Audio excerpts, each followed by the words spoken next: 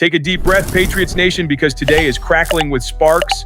There's backstage chatter about a young target who could unlock the offense, pressure screaming off the edge that could flip a game by itself, and a strategic decision in the heart of the defense that's splitting the locker room. Oh, and the injury report hides a clue that could change Sunday's plan. Want to know which piece fits where? You won't believe what we've prepared.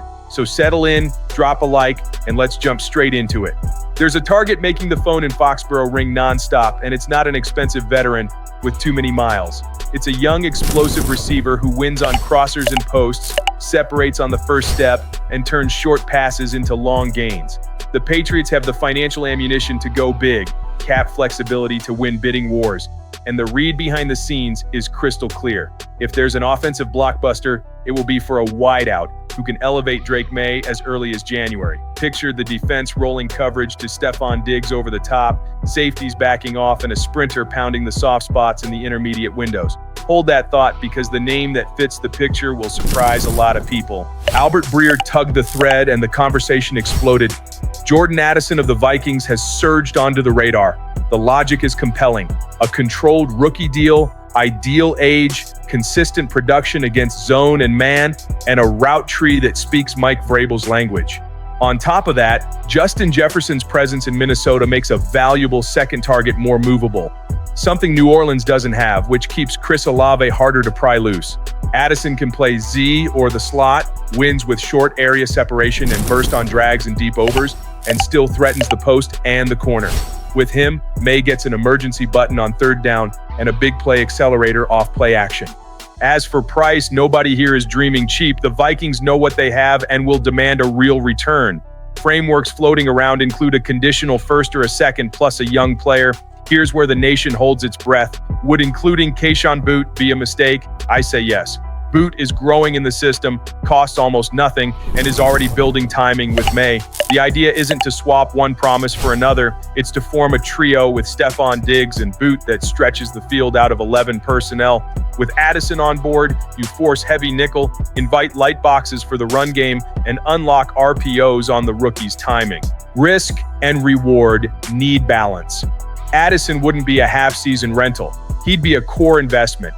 With clean cap space, New England can absorb the current deal and plan an extension without boxing themselves into 2026 and 2027. Expected impact? Third down, stop feeling like a desert. The red zone gains honest separation on smash, fade, and whip, and defenses lose the comfort of doubling Diggs on repeat. The fan base is already split. Send the first and finish it versus pay but protect the kids. If the right proposal lands, the spark becomes a fire. And that wasn't even the day's most surprising twist. There's a kind of move that changes how a locker room walks onto the field. When you add a relentless hunter who turns third and long into a punt, even when the defensive call isn't perfect. Picture an edge rusher who lines up wide, wins the first step, forces the quarterback to climb the pocket, and, in the same play, punishes hesitation with violent hands. Now add the context. A division rival at 1-6 committed to selling, and a 5-2 riser with the cap room to strike. The stage is set. The only question is who has the nerve to pull the trigger first.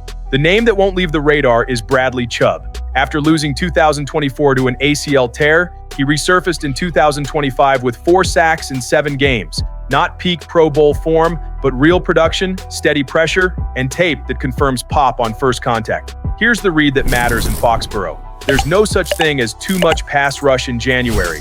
Harold Landry has been a key piece, but the rotation lacks a constant terror on the opposite side. Keion White hasn't sustained the leap, which leaves premium snaps available for a closer. Chubb fits the bill, a technician with power who can collapse the pocket without heavy blitz and force hurried throws on schedule. Yes, there's political tension. Trading inside the AFC East is uncomfortable, but the modern NFL is pragmatic. If New England puts the best offer on the table and the franchise has picks and space, Miami listens. The math is simple. The Dolphins need to reload, the Patriots need to finish. Add Chubb, and you free Landry to run interior games with Christian Barmore, raise the pass rush win rate without sacrificing coverage, and cut down on nickel blitz in obvious passing downs. The price? High as it should be for a pass rusher in his physical prime. We're talking a premium pick and possibly a production or playoff escalator. Is it worth it? If the goal is to give Drake May more short fields and flip the field in 3 plays, yes. The fan base is boiling. Pay it. He's the missing piece. Versus don't mortgage the future. The sweet spot is keeping the young core intact and using the cap cushion to absorb now and adjust later. And if you think that's bold, hold your breath, because the next topic hits the heart of the defense. Some decisions set a season's course, and one of them hangs on a tight line between the field and the boardroom: the fate of Kyle Duggar. The veteran safety, once considered a sure trade chip, has re-emerged as a stabilizing piece in a defense that found its identity again under Mike Vrabel. The dilemma is real. Do you keep a player who matters to the locker room and the scheme, or cash out before the value dips? The answer has less to do with spreadsheets and more to do with timing. And right now, New England is attacking, not retreating. Early in the season, the conversation was different.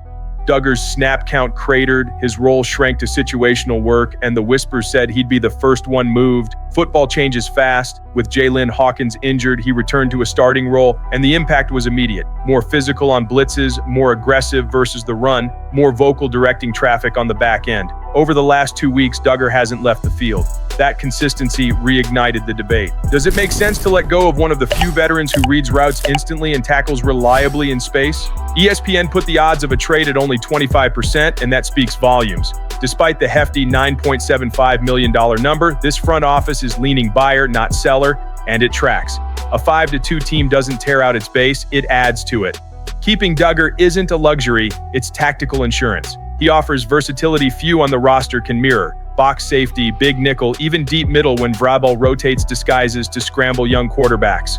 Sure, the future is tempting, a picks package always is, but losing a leader mid-surge can cost more than any second-rounder. Duggar has 2 seasons remaining after this one, and the financial timeline isn't pressing. Internally, the message is clear: unless the offer's absurd, he stays. Players notice when leadership chooses stability. A unit that started skeptical now believes, and yanking an emotional anchor could break rhythm. In the end, it's simple. Keeping Duggar is a bet on the continuity that 5-2 built with sweat. Trading him would nod to the last cycle. While the speculation hums, Vrabel looks intent on protecting the system's heartbeat. The next part is about the very next battle, and it may shape the entire run. Sunday is coming with the smell of a real test in Foxborough. Cleveland on the other side, a physical defense, a stubborn run game, and a clear chance to stack a 5th straight win and hit 6-2 with swagger. The detail that changes the plan lives in the roster's health. On the latest report, Elijah Ponder and Craig Woodson did not practice and saw availability dip. Stephon Diggs, Harold Landry III, and Christian Barmore remain limited but trending toward playing. 2 sessions remain for fine-tuning, and the internal read is to conserve impact snaps, not chase heroics in October. All of this connects to the deadline board. With 5-2 in hand and around $55 million in cap room, the Patriots are buyers. The market is screaming for pass rushers and wideouts, exactly the 2 lanes where Mike Vrabel can provide the final push. Dream targets exist, but Cincinnati isn't parting with Trey Hendrickson, and the Raiders aren't flirting with moving Max Crosby. Inside the division, the Jets and Dolphins have pieces: Jermaine Johnson, Will McDonald, Bradley Chubb, Jalen Phillips, even former Patriot Matt Judon. But selling to a rival is a political call. Outside it, Cameron Jordan and Carl Granderson keep popping up, and veterans like Arden Key or even Draymond Jones could become available if the price is right. If your heart sped up, it wasn't by accident. Between a young target to turbocharged Drake May, the possibility of a closer off the edge, the strategic choice to keep Duggar, and a pragmatic plan to handle Cleveland, the Patriots show direction and ambition. The front office has cap space, the locker room has belief, and the field is already delivering. Now it's about aligning price, protecting the core, and turning potential into January wins. Who would you prioritize? A separator like Jordan Addison or the constant pressure of a Bradley Chubb? Drop your take below, subscribe, hit the bell, and leave a like.